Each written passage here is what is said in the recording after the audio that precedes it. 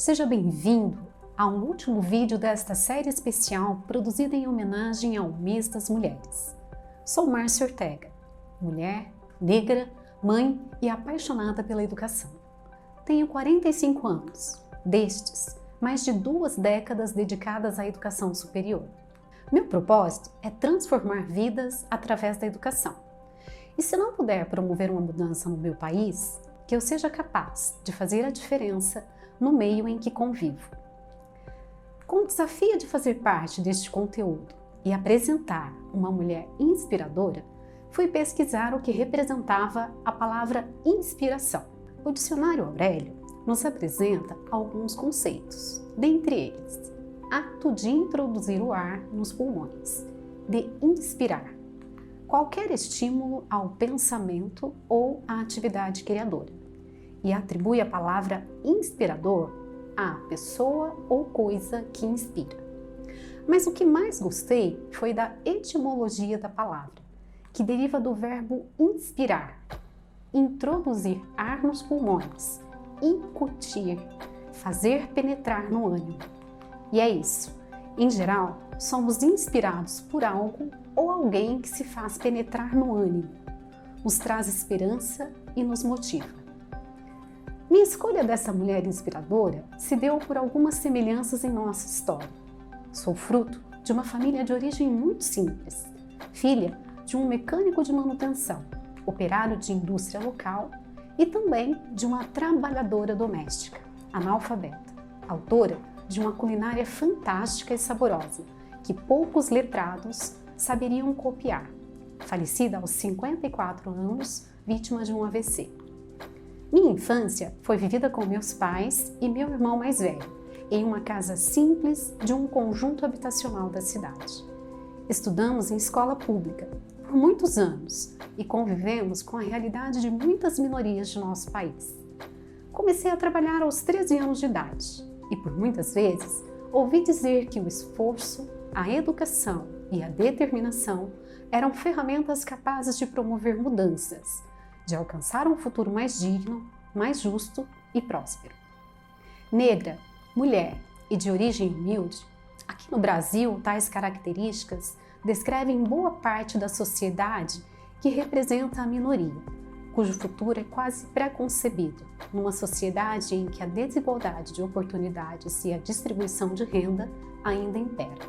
Encerrando uma rápida descrição da minha trajetória, quero descrever agora alguns relatos sobre a história desta mulher que me inspirou e também inspira mulheres negras e brancas, carentes e abastadas, adultas e jovens.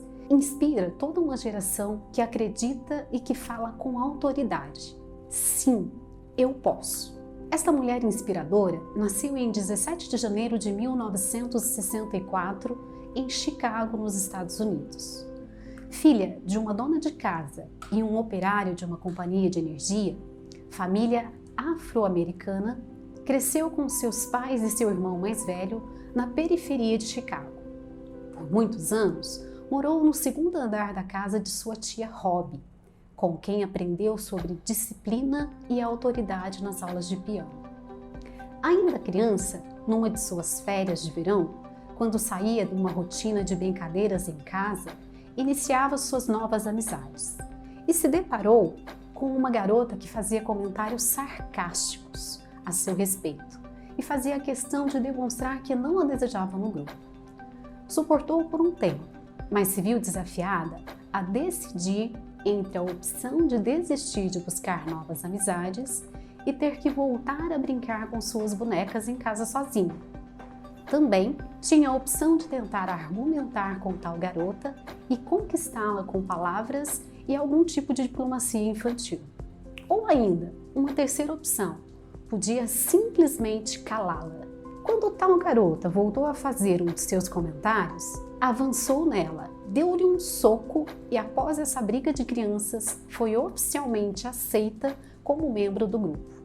Não chegou a se tornar amiga íntima da garota, mas ganhou seu respeito. Em casa, seus pais sempre estimulavam conversas abertas na mesa do jantar. Quando crianças, relatavam o que havia ocorrido na escola e, conforme cresciam, passavam a falar de assuntos como drogas, sexo e escolhas da vida, de cor de pele, desigualdade e política. Em sua autobiografia, relata, abre aspas, meus pais não esperavam que fôssemos santos. Eu me lembro de meu pai fazendo questão de dizer que sexo é e deveria ser divertido. Também nunca douravam a pílula quanto ao que acreditavam ser as verdades mais duras da vida. Fecha aspas. As conversas eram abertas e sempre com o intuito de preparar os filhos para a realidade de uma sociedade em que as pessoas foram ensinadas a acreditar na grande inferioridade por causa da cor da pele.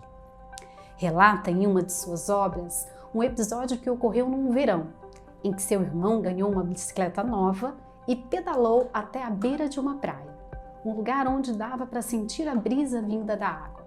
Foi quando foi parado por um policial, que o acusou de roubar a bicicleta. Incapaz de aceitar que um jovem negro conseguiria uma bicicleta nova de um jeito honesto. O policial, ele mesmo, um homem afro-americano, tomou uma bela bronca de sua mãe, que o obrigou a pedir desculpas a seu irmão. E encerra o relato deste episódio dizendo: depois de tudo, meus pais nos disseram que aquilo que tinha acontecido era injusto, mas infelizmente era muito comum. A cor de nossa pele nos tornava vulneráveis. Era algo com que sempre precisaríamos lidar. Era nítida a noção de que seus descendentes vinham do trabalho árduo, da superação da pobreza e da escravidão. Apesar de serem homens inteligentes e saudáveis, as oportunidades não foram e não são as mesmas concedidas.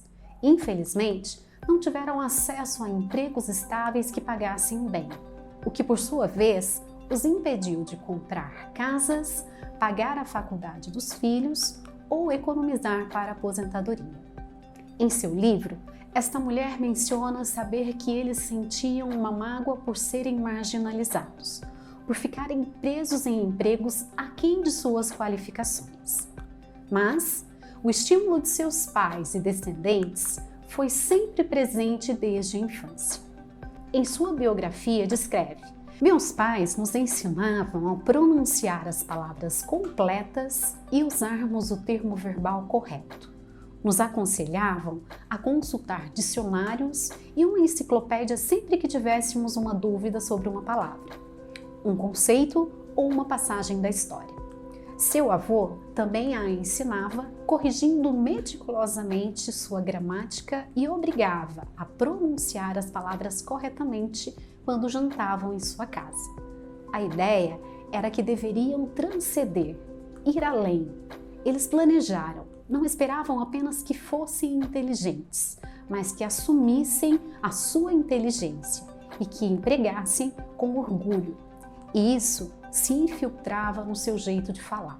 Jeito de falar que, em alguns momentos, era mal compreendido, tanto na infância e viera a ser no futuro uma questão de conflito em que pessoas julgavam pertencer ao branco e não ao negro. Sempre preocupados com a qualidade do ensino dos filhos, no ensino médio, foi estudar em uma escola longe de casa. Quando pensava em faculdade, queria estudar na Universidade de Princeton, onde seu irmão mais velho já estudava. E, em uma entrevista para a universidade, foi tratada com desdém pela entrevistadora e foi sugestionada a entrar em uma faculdade mais fácil, que este não era lugar para ela. Ela saiu da sala da orientadora furiosa, determinada que provaria o contrário a ela. Na redação para entrar na universidade, escreveu sobre a esclerose múltipla do pai, doença que ele enfrentava há anos, sem ao menos reclamar de qualquer dor. 7 meses depois, foi aceita na universidade. Diz ela: nunca fui à orientadora dizer que ela estava errada, que eu fazia o tipo de Princeton sim, não teria mudado nada para nenhuma de nós. E no fim, eu não precisava lhe mostrar nada, estava apenas mostrando a mim mesma. Já em Princeton, uma universidade majoritariamente masculina e branca, veio a saber mais tarde que a mãe de uma de suas colegas de quarto pediu mudança do dormitório da filha, essencialmente por questões raciais. A mãe da menina ficou horrorizada porque a filha tinha contato tão próximo com pessoas negras. Sempre se considerou ambiciosa. Após finalizar o curso de Sociologia em Princeton, entrou em Direito em Harvard, mesmo achando o meio acadêmico massacrante. Depois de terminar o curso, voltou para Chicago para trabalhar em um escritório de advocacia. Foi lá onde conheceu seu marido. Ela se apaixonou por ele logo no primeiro beijo. Trabalharam no mesmo escritório e moraram juntos em um simples apartamento. Desde o início do relacionamento, percebia nele a preocupação por grandes questões, como desigualdade social. Eles se casaram em outubro de 1992. Em 98, o casal teve a primeira filha e em 2001 nasceu a segunda. Mas foi ainda em 1996 que seu esposo começou a sua carreira política, sendo eleito senador no estado de Illinois. Foi reeleito em 1998 e 2002. Já em 2005, foi eleito senador dos Estados Unidos. Ela não era uma grande fã de política e nem sempre ficava satisfeita com o rumo que a carreira do marido tomava. E mesmo desacreditando que ele poderia se tornar o presidente dos Estados Unidos, estava sempre ao seu lado, muitas vezes abrindo mão dos seus próprios desejos. No anúncio da candidatura, foi incomodada com um pensamento que nutria desde pequena. Será que somos suficientes? Durante a campanha de seu esposo, viajava por todo o país conversando com possíveis eleitores e levantando bandeiras importantes. Muitas vezes, era apontada e julgada por usar uma roupa ou por alguma fala que a mídia interpretava mal. E assim, depois de viajar por todo o país, em novembro de 2008, Barack Obama se torna presidente e ela a primeira-dama dos Estados Unidos. Isso mesmo, essa mulher admirável e inspiradora é Michelle LaVaughn Robinson Obama, advogada e escritora, ex-primeira-dama dos Estados Unidos. Segundo Michelle, não existe um manual de primeiras-damas dos Estados Unidos. Tecnicamente, não é um trabalho, tampouco um título oficial do governo. Não vem com salário, nem com uma lista detalhada de obrigações. É um jeito estranho, tipo uma carona da presidência. Um assento que, quando assumi, já tinha sido ocupado por mais de 43 mulheres, cada uma tendo cumprido a função a seu modo. Durante os 8 anos que Barack Obama foi presidente, Michelle não queria ser apenas a figura que o acompanhava em eventos e que pudesse acenar ao público. Por isso, agarrou o cargo de primeira-dama e se envolveu em várias causas sociais, como incentivar a sustentabilidade e a alimentação saudável, inclusive ao plantar uma horta no jardim da Casa Branca. Atuou em programas para combater a obesidade infantil e se dedicou a ajudar famílias dos militares. Atuou também em causas de feminismo e contra o racismo. Por muitas vezes, se tornou mais popular do que o próprio marido. Mas nunca se esqueceu de onde veio e das dificuldades e preconceitos que sofreu. Em 20 de janeiro de 2017, ela e o marido deixaram a Casa Branca. Em 2018, lançou um livro contando a sua história, desde sua infância até o período em que foi a primeira-dama. O mais inspirador na história de Michelle é que, mesmo diante de tantas dificuldades, ela sempre teve a consciência do valor e do potencial dela e nunca deixou que duvidassem disso. Foi determinada em seu propósito, inclusive de servir mesmo com toda a adversidade e romper paradigmas dentro da Casa Branca. Foi fiel aos seus princípios pessoais e, com eles, construiu sua marca pessoal, fortíssima por sinal. Com este relato, encerro por aqui esta série de vídeos Mulheres Inspiradoras. Espero que você tenha curtido. Até um próximo projeto.